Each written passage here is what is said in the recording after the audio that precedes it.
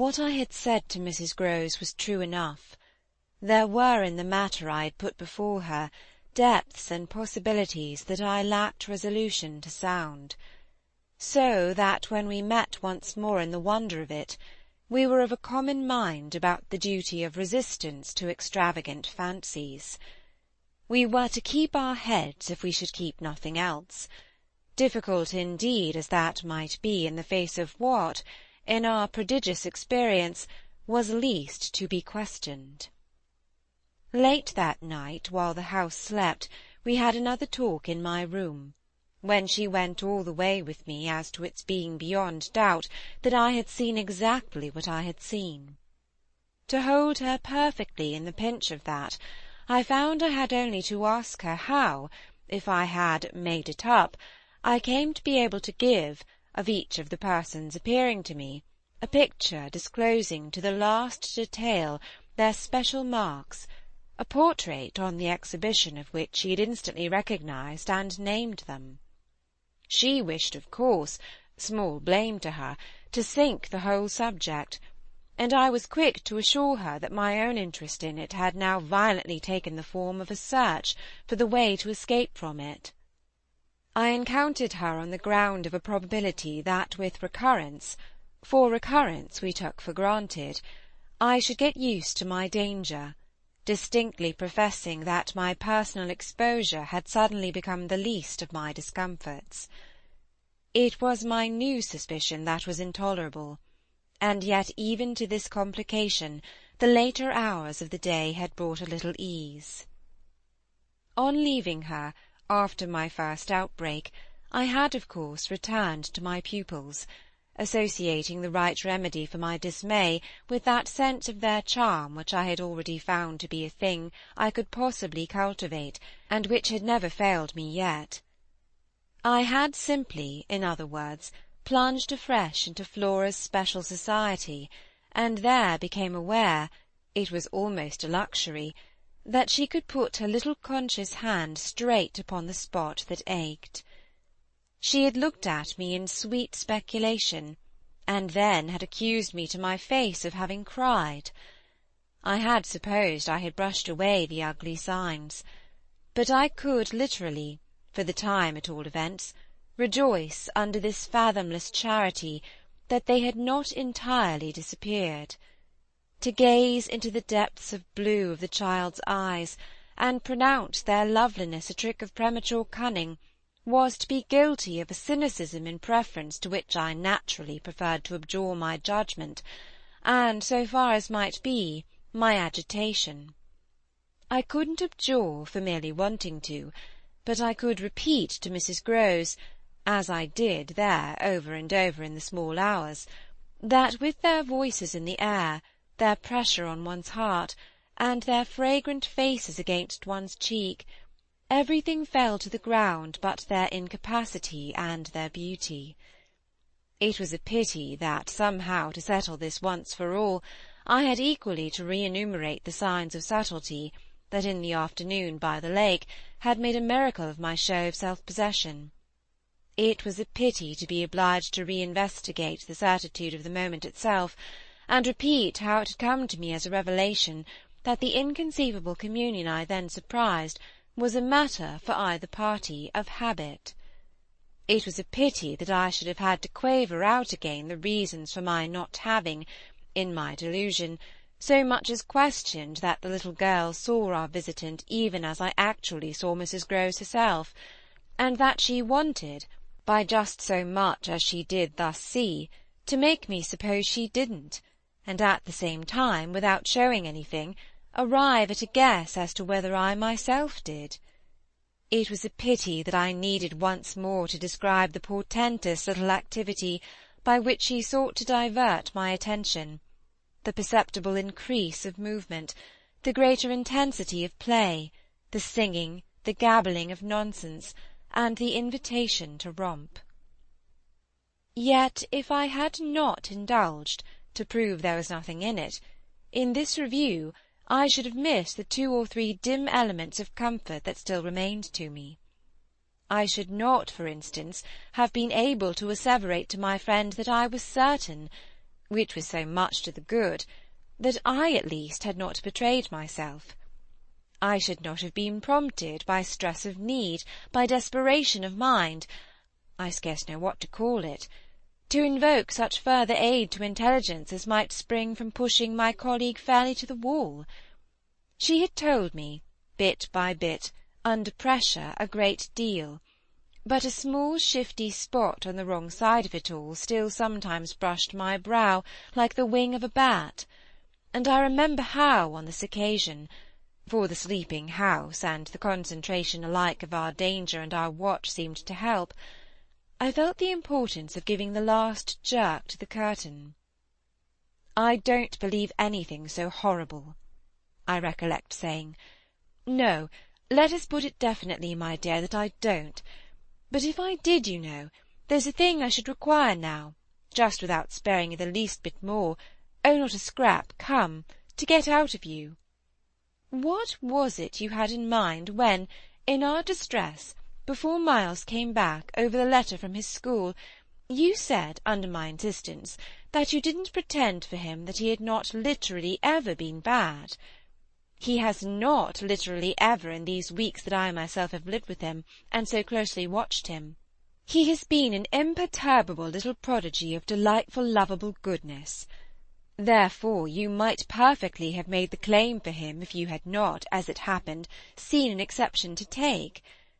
What was your exception, and to what passage in your personal observation of him did you refer?" It was a dreadfully austere inquiry, but levity was not our note, and at any rate, before the grey dawn admonished us to separate, I had got my answer. What my friend had had in mind proved to be immensely to the purpose. It was neither more nor less than the circumstance that, for a period of several months, Quint and the boy had been perpetually together. It was, in fact, the very appropriate truth that she had ventured to criticise the propriety, to hint at the incongruity of so close an alliance, and even to go so far in the subject as a frank overture to Miss Jessel. Miss Jessel had, with a most strange manner, requested her to mind her business, and the good woman had, on this, directly approached little Miles. What she had said to him, since I pressed, was that she liked to see young gentlemen not forget their station. I pressed again, of course, at this.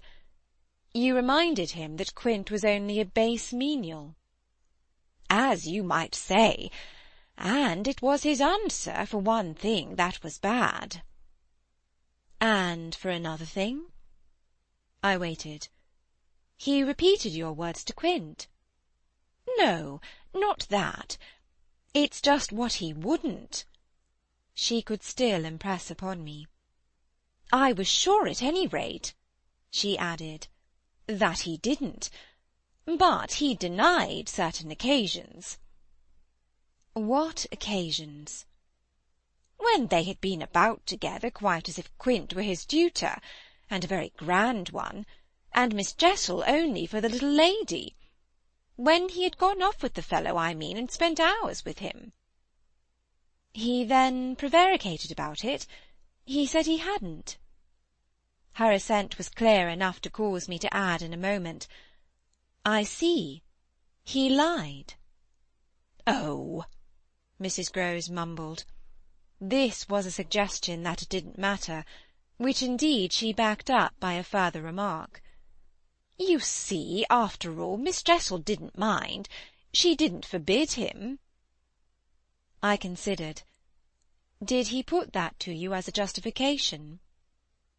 At this she dropped again.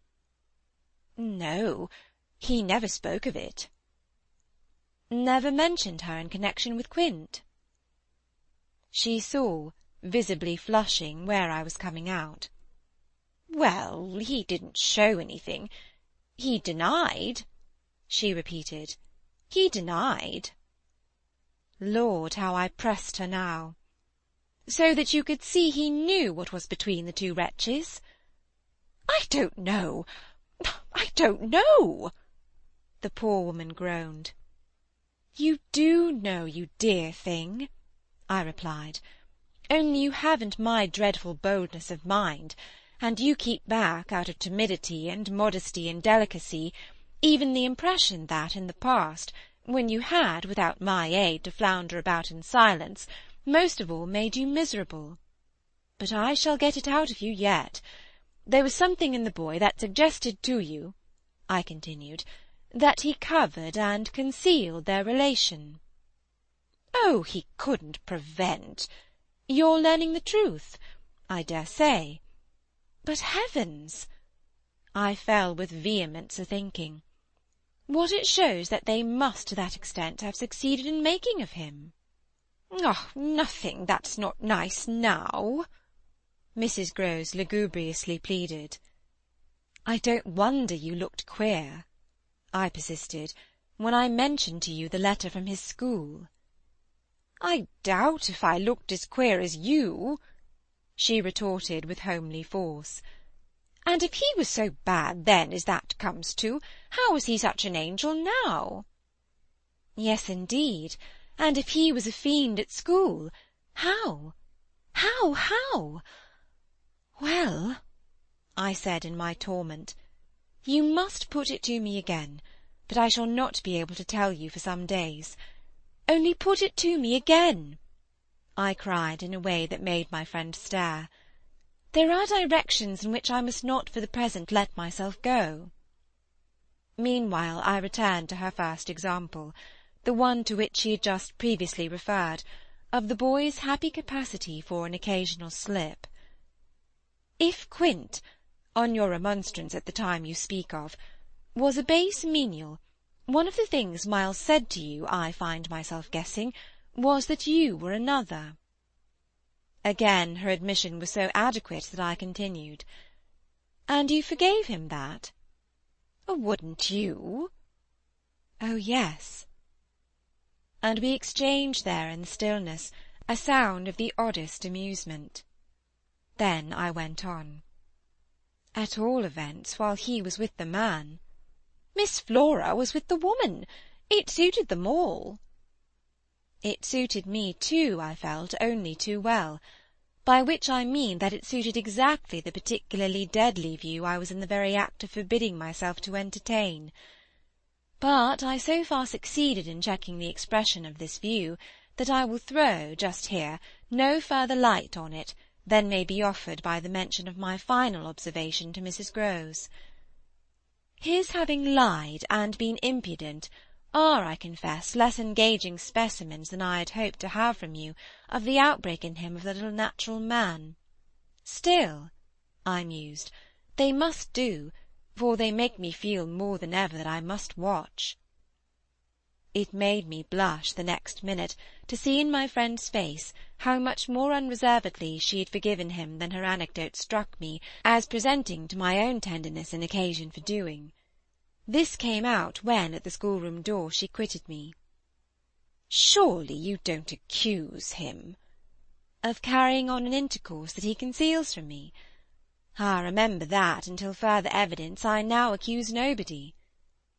Then, before shutting her out to go by another passage to her own place, "I must just wait," I wound up. End of Chapter 8.